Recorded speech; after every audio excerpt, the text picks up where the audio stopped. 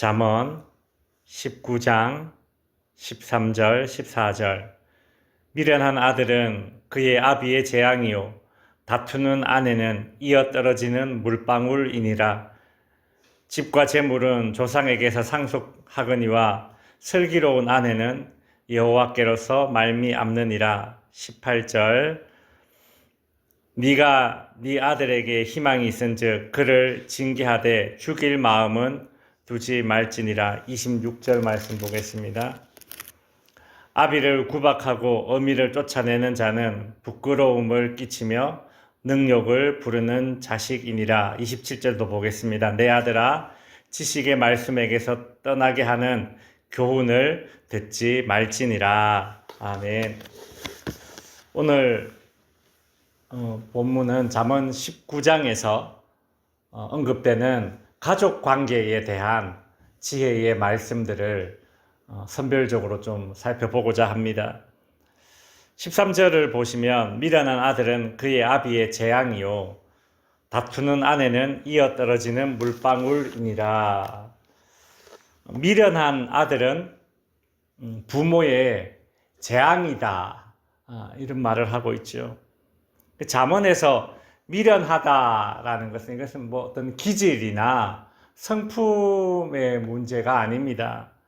잠언에서 미련하다라는 것은 지혜의 말씀, 교훈, 즉 가르침을 받아들이지 않는 태도를 가리키는 것입니다. 가정에 부모의 가르침 혹은 책망을 받아들이지 않는 자녀가 있다면 이것은 참 아비에게 재앙과도 같은 것입니다. 어떤 자녀가 부모의 가르침을 받아들이지 않아서 부모에게 정신적인 스트레스를 주고 또 더 엇나가서 경제적인 그런 손해를 끼치게 하기도 하고 또 부모에게 씻을 수 없는 수치를 주기도 하죠. 심지어 자녀를 염려하다가 자녀의 어떤 이런 문제를 염려하다가 건강까지 쇠약해지는 그런 부모들을 볼 때면 정말 미련한 자녀는 부모에게 가히 재앙이 맞긴 맞구나, 그런 생각이 들기도 합니다.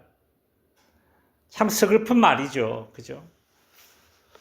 자녀는 태어남과 존재로서 부모에게 기쁨이고 자랑일진데 그렇게 태어난 존재가 재앙과도 같은 역할을 하게 되기도 하니 말입니다. 자녀의 삶이 부모에게 재앙이 되지 않기 위해서는 어떤 삶이어야 할까요? 우리가 잠언을 읽다 보면 여러 곳에서 내 아들아 이렇게 하라 라는 이런 구절들이 많이 나옵니다. 잠언에 나오는 이런 패턴들, 오늘도 이 27절에도 보면 내 아들아 이렇게 나오잖아요.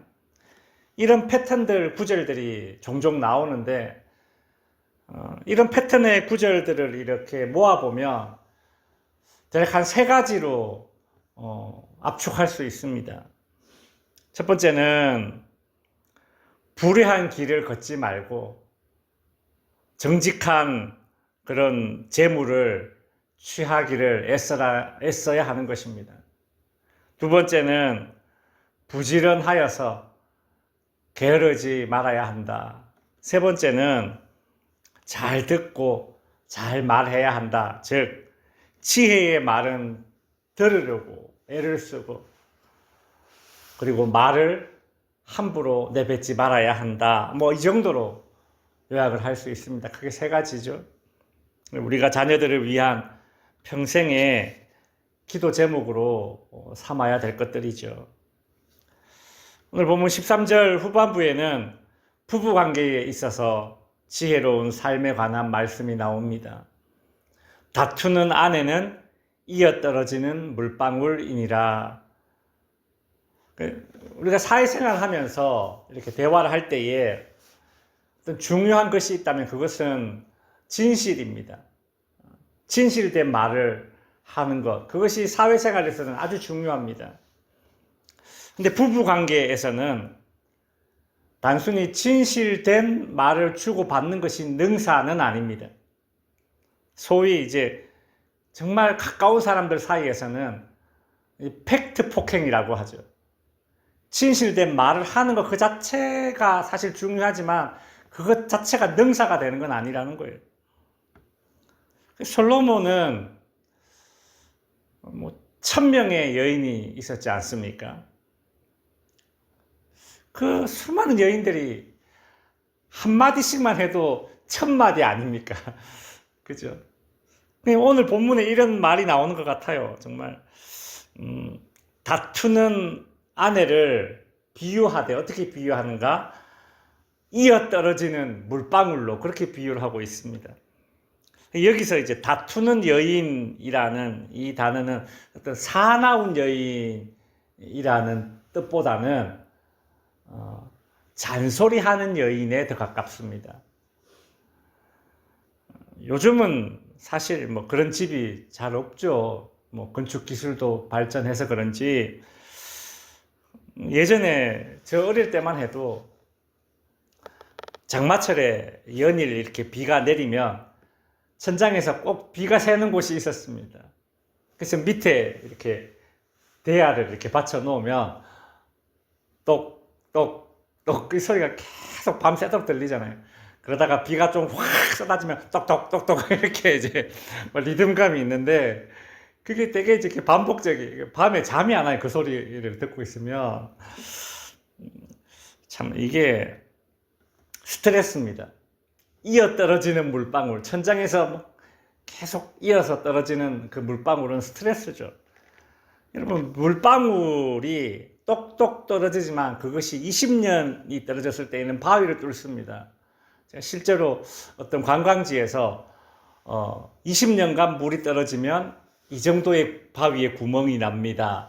30년은 이 정도입니다. 이렇게 실제적으로 그렇게 보여주는 그걸 제가 본 적이 있는데 정말 바위도 뚫는구나 그런 생각이 들었습니다. 솔로몬의 이런 비유는 부부관계에 있어서 때로는 진실을 말할 때에 더 나아가서 비난이 아니라 비판을 해야 될 때가 있는데 그때 어떤 방식으로 진실되게 혹은 비판의 말을 해야 될지를 알려주는 말씀입니다. 자주, 수시로 혹은 매일 이렇게 반복적으로 되는 그런 잔소리가 되는 그런 비판이 아니라 시간을 내어서 좀 진득이 앉아서 함께 대화를 통해서 그 행동을 짚어주는 것이 낫다라는 거죠. 이렇게 요 정도 얘기하면 알아들으려나? 계속 그렇게 찔러대기보다는 똑똑똑 물방울을 떨어뜨릴 것이 아니라 그냥 한 번에 흠뻑 적셔질 수 있도록 그렇게 해야 된다라는 것입니다. 시간을 내어서 진득이 앉아서 문제되는 행동을 짚어주는 거 그렇게 하려면 상당한 용기가 필요합니다. 근데 그리할 용기가 없기 때문에 다음에 잘못된 두 가지 행동을 선택하는 것의 첫 번째는 무엇인가 하면 솔로몬이 이야기했던 오늘 본문에 나오듯이 똑똑똑 이어 떨어지는 물방울처럼 집요하게 반복적으로 잔소리를 하는 것입니다. 두 번째는 이와 정반대로 하는 것이죠. 아예 입을 다물어 버리는 것입니다. 흠뻑 적셔지는 것을 두려워하기 때문에 우리가 정말 이렇게 진실 앞에 이렇게 발가벗고 이렇게 대면하게 되었을 때 그런 상황들을 두려워하기 때문에 이런 상반된 잘못된 방식을 두 가지 방식을 취한다는 거죠.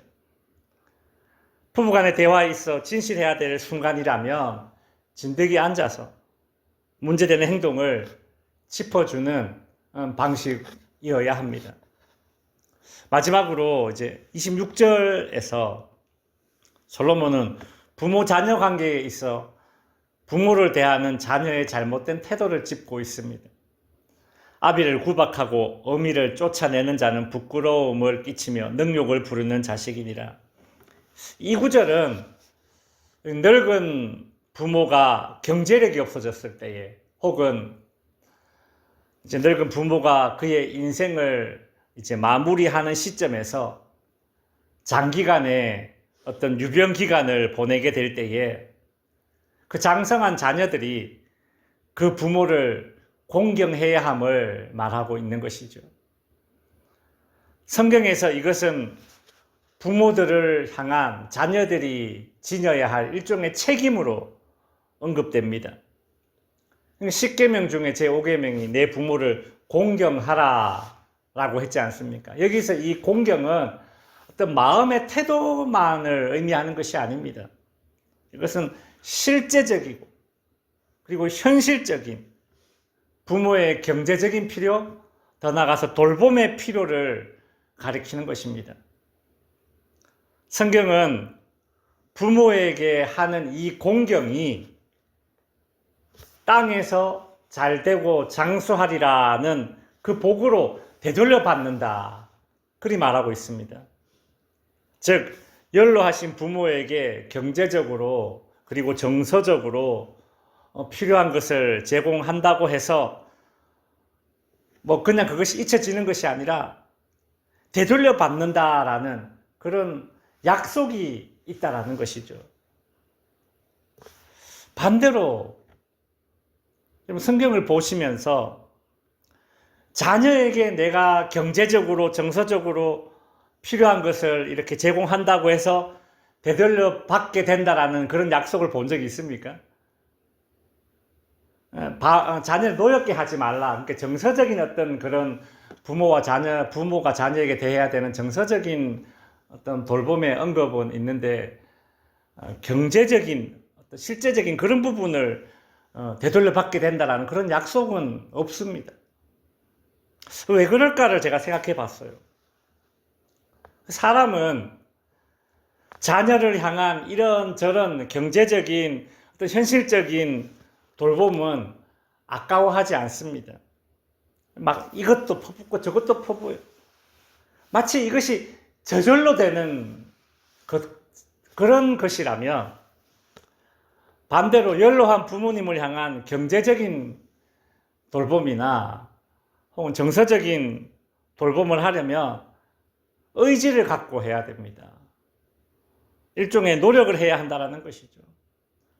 자녀에게 하듯이 저절로 되는 것이 아니라는 겁니다. 그러니 성경은 인간의 애정이 이처럼 가족 관계에서도 일방통행의 성향이 있다는 것이죠. 그래서 그 일방통행하는 그 애정의 방향을 아래로만 일방통행이 아니라 좀 위로도 향하게 하기 위한 이런 약속의 말씀들이 있지 않나, 그런 생각이 들었습니다. 이제 말씀을 정리하겠습니다. 자녀와 부모로서, 남편과 아내로서 나는 우리 가정의 어떤 존재인지를 오늘 본문들이 돌아보게 합니다. 부모에게 걱정을 끼쳐드리는 자녀는 아닌지, 혹은 늘 좀 불평을 일삼는 배우자는 아닌지 오늘 말씀에 비춰 봅시다. 우리가 가족 구성원을 위해서 일하고 그리고 섬긴다고 하면서도 내 입장에서만 섬기는 일방통행의 섬김이 아니어야겠습니다. 기도하겠습니다. 하늘에 계신 우리 아버지여, 이름이 거룩히 여김을 받으시오며